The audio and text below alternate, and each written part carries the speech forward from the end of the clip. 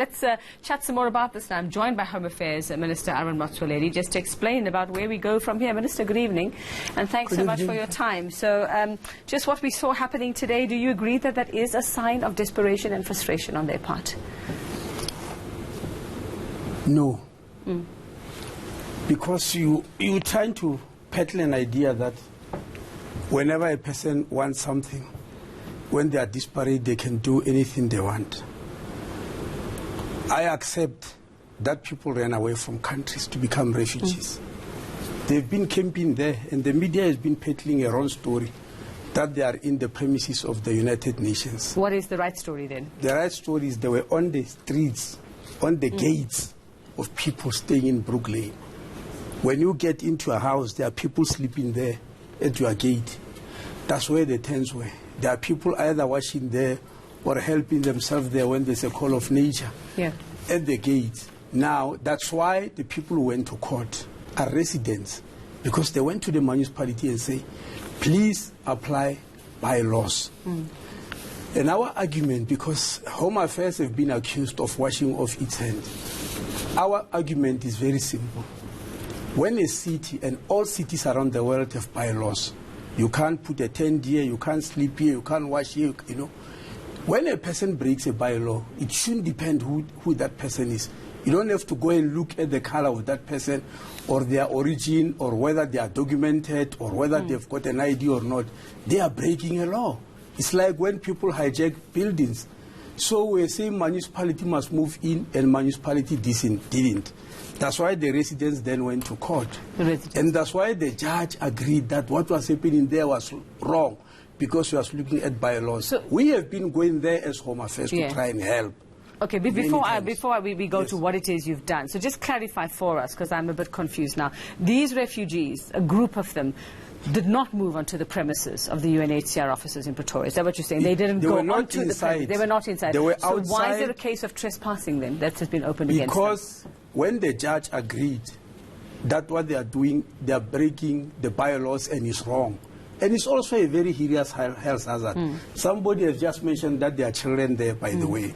And it's quite dangerous for them to live in those conditions. So the judge said he's giving them 3 days to move. When they realized that, after the judgment, it's then that they stormed into the premises to do a sit-in there, because they were told, they were advised that once they break in there, it's an international area, nobody can touch them, because it's inside the premises. So you were saying that this report, Minister, where this morning police were called, and I'm looking at this, and it's dated the 14th, were called after the refugees jumped the walls and the gates of the UNHCR offices, started setting up camp inside the premises. Police sources have confirmed, and this is a News 24 article, saying that a case of trespassing was opened and that they would go onto the premises to remove the group. You're saying that didn't happen?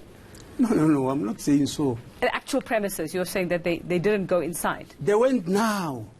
All these 2 weeks they were I was talking about this morning. I was not talking about the past 2 weeks. This morning they jumped into That's the exactly premises. what I was talking about. So when I was talking about that, is that not a sign that they are now desperate and frustrated, and that this is going to explode into a bigger situation like what we saw in Cape Town? But it looks like you are justifying it and saying it's No, a I'm sign not justifying. I'm just asking, it's desperation. I'm not saying it's justified. I'm not saying they're right. No. I'm just saying, is it a sign that they are getting more desperate? No, I don't think so. And resorting to other measures? I don't think so, because all throughout this whole month when they were camping there, the head of the United Nations High Commission for Refugees moved in from Geneva. He stayed in Geneva.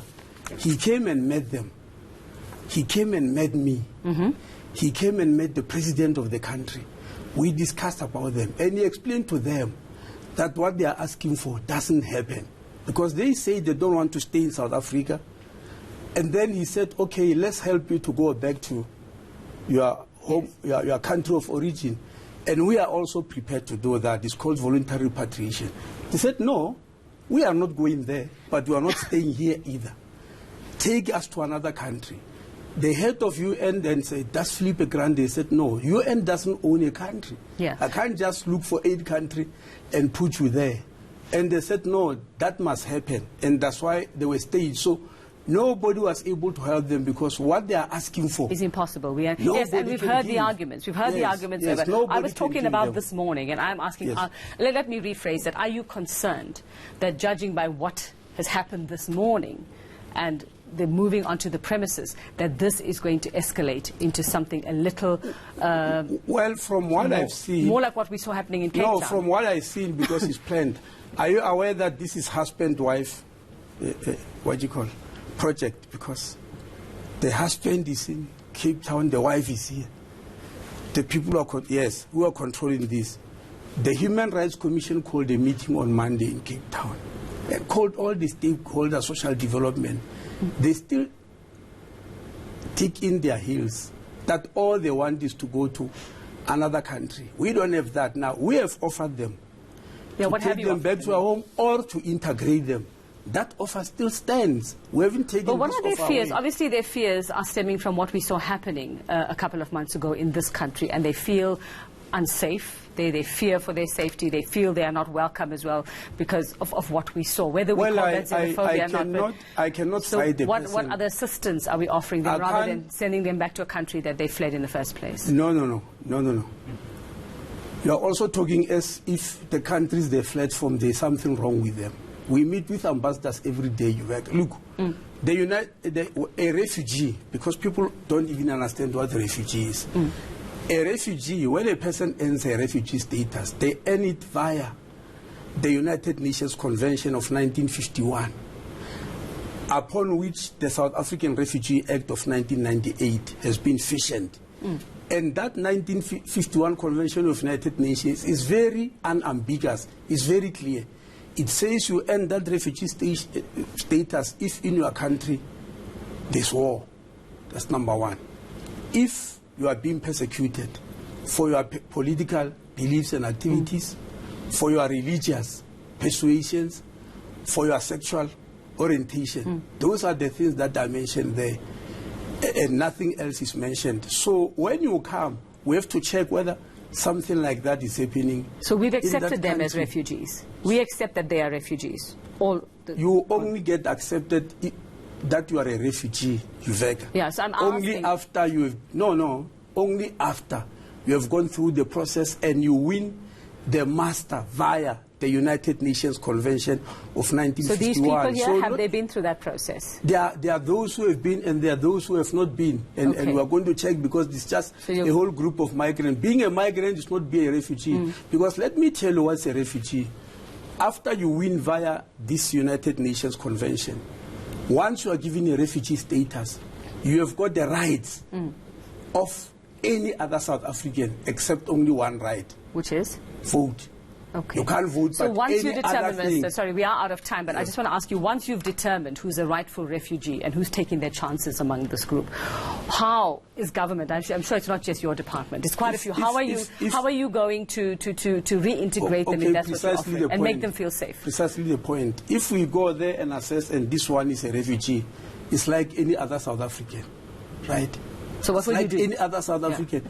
No, we'll ask them to move from there and they've already refused. Oh, in that way, not in terms of the help they will receive. No, we must deal with them like any other South African because they are South Africans.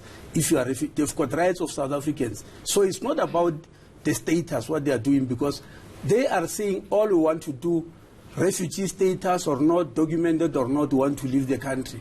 So these are two different stories. So in terms if we find those who are undocumented, we'll do what you always do when you find undocumented people. You deport them back to their countries. And that's where they say they rather die rather than go. Because that's what you do when you find somebody. Okay, that will be one part of them, Minister. What about the others? What about those who are documented? What about those who thought they come into a country that's going to keep them safe? No, those who are documented will tell them which is the offer the United Nations has given them. Go and get integrated in back into our communities. But that's what I'm saying. They want to know, if you are putting us among South Africans, we want to know that we will be safe among those South Africans. How are you helping that process? We are the only country in the whole continent which does not put people into camps. We integrate them. Yes, I'm saying, how are you going to make sure that they are safe then when you do that? No, we offer them. If they don't feel safe in being integrated in communities, then let's start creating camps. Even though it's not our policy, we can study it and put them in the camp. And then? And they are saying no, they don't want to be in a camp. So they want to go to, they definitely want to get out of South Africa. They just want to get out of South Africa, okay, so, no matter what you do. So very quickly, in 30 seconds, what do you do now? What do you do with this situation? Well, the judge has given them 3 days. Now they've moved into, and he said, Home Affairs, Police, the municipality, United Nations High Commission, we must go there and start finding out exactly who are these people, who are these status, and go back to court to report back.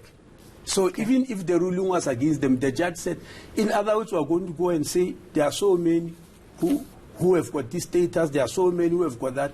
We report back to the court next week, and the judge will then take a further decision. But what I was telling you is that we have already gone through all these steps of what they want, and they stand on one clear thing. Move me to another country or else nothing else will work. All right. Thanks very much for your time, Minister. We'll continue to watch the story. There's still to come.